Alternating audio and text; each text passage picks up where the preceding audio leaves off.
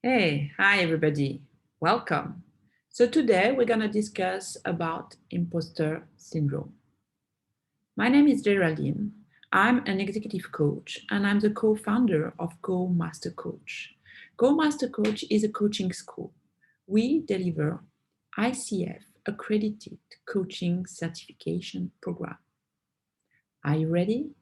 Let's start. So let me ask you some questions. Do you attribute your success to luck? Are you very sensitive to even constructive criticism? Do you feel like you will be found out as a phony? Do you downplay your expertise and abilities? Do you have this little voice in your head saying, I'm not good enough? It's all down to luck. Everyone is smarter than me. If I was really competent, I wouldn't need any help. Well, you might be suffering from imposter syndrome. Don't worry, you are not alone. 70% of people say that they suffer from imposter syndrome once in their life, and many of them are high achievers. But what is imposter syndrome? Well, it's a collection of feelings of inadequacy that persist despite evident success. The important word here is persist, because it's a chronic self-doubt. It's a phenomenon, it's an experience that occurs in individual, not a mental disorder. I really like this visual. I think it explains very well what imposter syndrome is. Does it resonate with you? Now, the opposite of imposter syndrome can be called the Dunning-Kruger effect. It's a feeling of overconfidence about your abilities. You think you know a lot, you're very confident, but actually you don't know much. Now that we know what imposter syndrome is, let's look at the 5 types of imposters. What kind are you? So, the first kind is the perfectionist. We're going to look later on what it means. Second is the workaholic or the superhero. Third, the expert.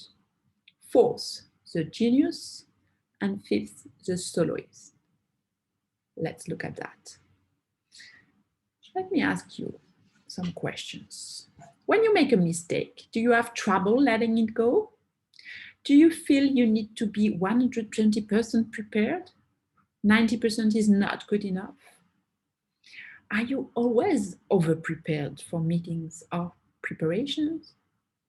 Do you tend to procrastinate a lot? Well, you might be a perfectionist. Now, do you feel pressure to work longer and harder than everyone else just to keep up with them? Do you seek out new responsibilities even when your plate is already full? Oh, I'm a bit of a workaholic, I should say. What about the expert? Do you believe knowledge is power? Do you think you need to know everything about a job before you do it? Do you look for new training opportunities even you know a lot about your topic? In our classes, we have many coaches who are doing their 4th or 5th certification and they don't feel ready to coach. What about the natural genius? Do you give up on things that don't come easily to you? Are you sometimes ashamed to admit how long something took you to learn? Well, natural genius think that if you're good, things come naturally to you. You shouldn't take too much time to do that, to prepare. What about you? And last, do you think you need to do and figure out everything on your own? Do you think needing help is a sign of failure? If you're a soloist, you want to do everything by yourself. Otherwise, you see that as a weakness. All those five types are not mutually exclusive. I'm a bit between the work, I'm a combination of workaholic and soloist. What about you? Now, the next question is, where does it come from? What causes imposter syndrome? The main cause is socialization, the things we learn growing up. And as children, many of us come to believe that we are worthy of love because of what we do. And many people who feel like imposters grew up in families that placed a big emphasis on achievement. And it's even reinforced when the parents were sending mixed messages between overpraising and overcriticizing. We should also say that societal pressures add to the problem.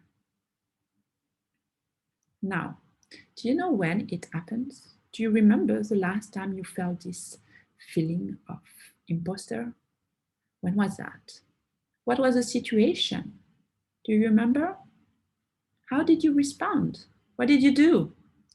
So most of the time, we feel like an imposter when we try something new, when we join a new company, when we have a new role, new responsibilities.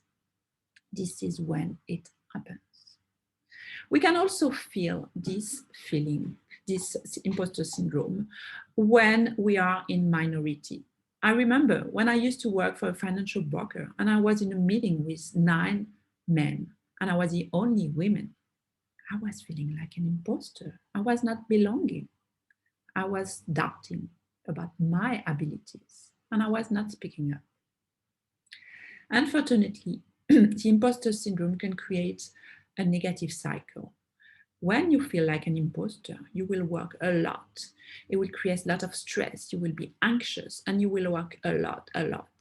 And if you succeed, you will attribute your success to this very hard work, to this stress, this anxiety, and you will repeat it. Now, what is the impact of imposter syndrome? It creates a lot of stress, a lot of anxiety.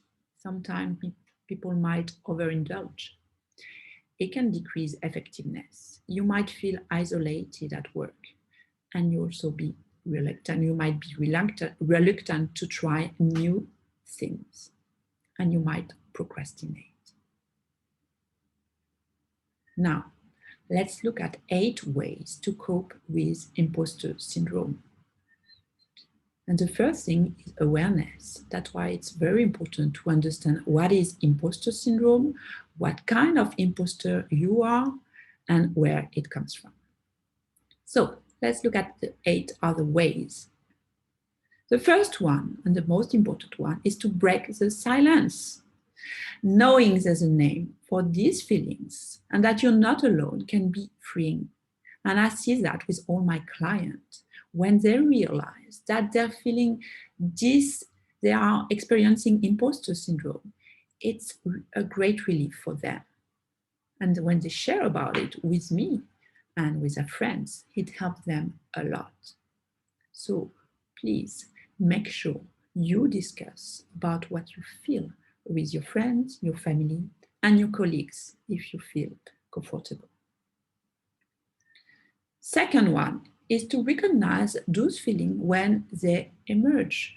Awareness, as mentioned earlier, is always the first step to change. So ensure you track, you capture those negative feelings. Name them. It creates some distance with them. My favorite technique is a mindfulness technique. It's called RAIN.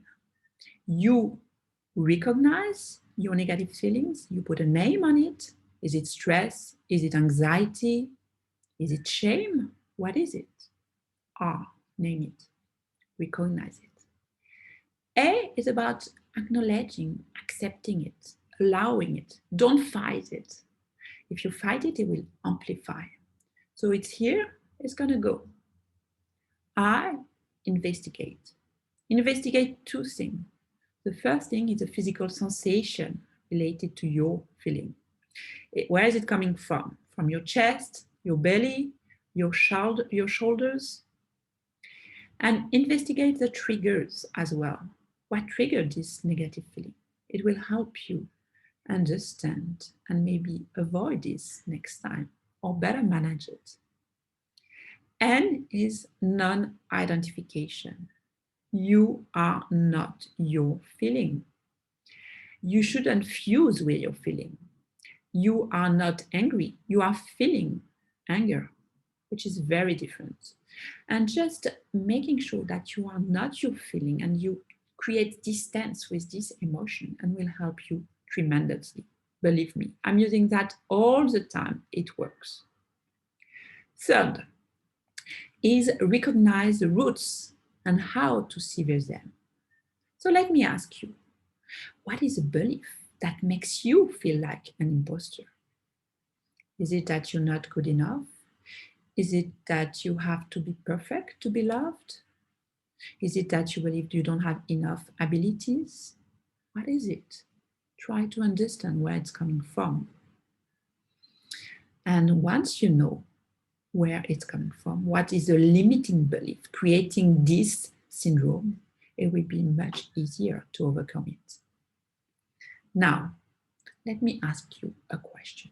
Do you know what's the difference between imposters and non-imposters? Are they more intelligent, more capable, more competent? No, you know that's not true. The only difference is that they're thinking different thoughts, which is a great news. Why is it such a great news? Well, because you just have to think like non-imposters. So whenever I feel this imposter syndrome, I ask myself, okay, what would I do if I thought I was ready? How would I act? What would I say? Just take time for that and ask yourself, what would you do if you thought you were ready? Then it's important to rewrite your mental programs, to reframe. Cognitive reframing is a very powerful technique to feel better and to feel more confident. So you can reframe failure as a learning opportunity. You are not failing, you're learning. You will grow and you will be better. Find out the lessons and use them constructively in the future. Something that you can also do is reframe fear as excitement. The physical sensations are exactly the same. So when you're afraid, when you feel something, just try to, actually, I'm excited. I'm going to try something new. I'm going to learn. 6, collect the facts. Yes, it's very important when you feel this imposter, just you go back to the facts. What have you done? What have you accomplished? What are your successes? List all your abilities, your knowledge, your skills. What are you very good at? What makes you unique? Name your strength. Take a paper and just do it now. What are you very, very good at? What people compliment you on? It's very important that you go back to the facts. 7, I love this technique. It's about visualization of your success. I use it when I do sport. I'm a big fan. I do triathlon, so I visualize myself swimming, biking, running. I see how I feel, and it really helps. Many professional athletes do that. So it's about spending time beforehand, picturing yourself succeeding. So create a movie of your success in your mind. You are this actor, everything is great, and you're succeeding. It helps you clarify what success means to you. And when it really happens, you are ready to welcome it and internalize it as well. And very important one, ask yourself, yes, I'm feeling this imposter syndrome, but it's not coming from me. It's coming from the system. Imposter syndrome can be a systemic problem. And having it is a very good intuitive reaction to inequities. And in many biased, toxic culture, many people feel imposter syndrome. Is it because of them? No, it's because of this toxic culture. So it's also our responsibility as coaches, as human resource, as learning and development practitioners, as leaders, to make sure that we change the system and we shape a better system where we can all thrive and use our abilities and strengths at our best. Thank you very much. I hope you enjoyed this class. Feel free to contact me if you want to learn more about the ICF coaching certification program. We have an in-person training in Singapore and we have an online version as well. So I'm Geraldine. You can contact me here, scan this QR code, and you will have my WhatsApp number. You can also write to info@gomastercoach.com. See you guys.